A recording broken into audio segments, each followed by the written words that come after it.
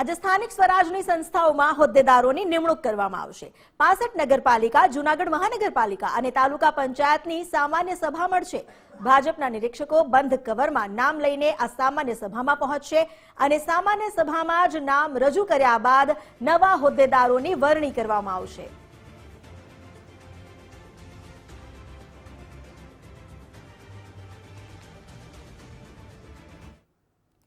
प्रदेश Bhajap संगठનમાં નિયુક્તિનું countdown શરૂ થઈ ગયું। 33 જિલ્લા અને મહાનગરપાલિકામાં પ્રમુખની વરણીનું કાઉન્ટડાઉન છે। 33 જિલ્લા અને મહાનગરપાલિકામાં બીજેપીના પ્રમુખ નિમાશે। સવારે પ્રદેશ કક્ષાની ઝૂમ મીટિંગ બાદ મોટો આદેશ આપવામાં આવ્યો। પ્રદેશ ચૂંટણી અધિકારીઓને પોતાના વિસ્તારમાં મોકલવામાં આવ્યા।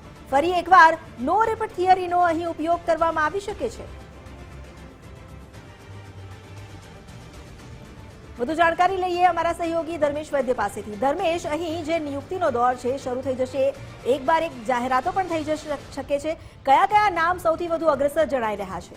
અમિતા, ગુજરાતમાં પ્રદેશ સંગઠનમાં પહેલીવાર જેને કહી શકાય કે જિલ્લા અને મહાનગરના પ્રમુખો એટલે જે ભાજપના પ્રમુખોની ચૂંટણીનો એક પ્રક્રિયા ઘણા સમયથી પૂરી થઈ ગઈ છે, પણ નામ ક્યારે જ્યારે થાય તેની એક ભાજપની લોબીમાં જે ચર્ચા છે એનો હવે અંત આવે એવું લાગે છે। કારણ કે થોડી જ વાર પહેલા પ્રદેશ કક્ષાની એક ઝૂમ મીટિંગ હતી, એમાં તમામ જે પ્રભારી હતા ચૂંટણી અધિકારીઓને પોતપોતાના જિલ્લા જે છે એમને ત્યાં પહોંચવાનું કીધું છે અને બને તો આગામી 48 એટલે જો આવતીકાલે થતું હોય, આજે થતું હોય તો આવતીકાલ નથી કરવાની અને 33 જિલ્લા અને 8 મહાનગર જે નવા મહાનગર બન્યા એના પ્રમુખો હમણાં જાહેર નહીં થાય એની કાર્યવાહી થશે, પણ 8 મહાનગર અને 33 જિલ્લા ભાજપ પ્રમુખ અને મહાનગર પ્રમુખની વરણી હવે કાઉન્ટડાઉન શરૂ થયું છે।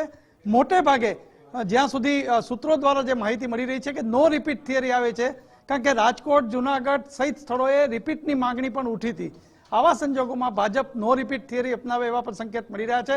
માટે મોટે ભાગે આજે અથવા આવતીકાલે 48 કલાકમાં જિલ્લા ભાજપ પ્રમુખ અને મહાનગર પ્રમુખની નિયુક્તિના નામ આવે એ કવર ખુલે એવું લાગે છે। એક તરફ નગરપાલિકાના જે વિજેતા કાઉન્સિલર છે એમાંથી પ્રમુખોની વરણી આજે 3 વાગે કે 4 વાગે થશે, એ પછી સીધું જ જે ચૂંટણી અધિકારી છે સંગઠનના તેઓ સીધા જ નામ જાહેર કરશે। જિલ્લા ભાજપ પ્રમુખ અને પ્રદેશ કક્ષાએથી આખી યાદી બહાર આવશે। જી આભાર આપનો જાણકારી આપવા માટે। તો આજે યાદી બહાર આવી શકે છે અને તમામ જિલ્લાના જે પ્રભારીઓ છે તેમને આ અંગે રવાના પણ કરી દેવામાં આવ્યા છે।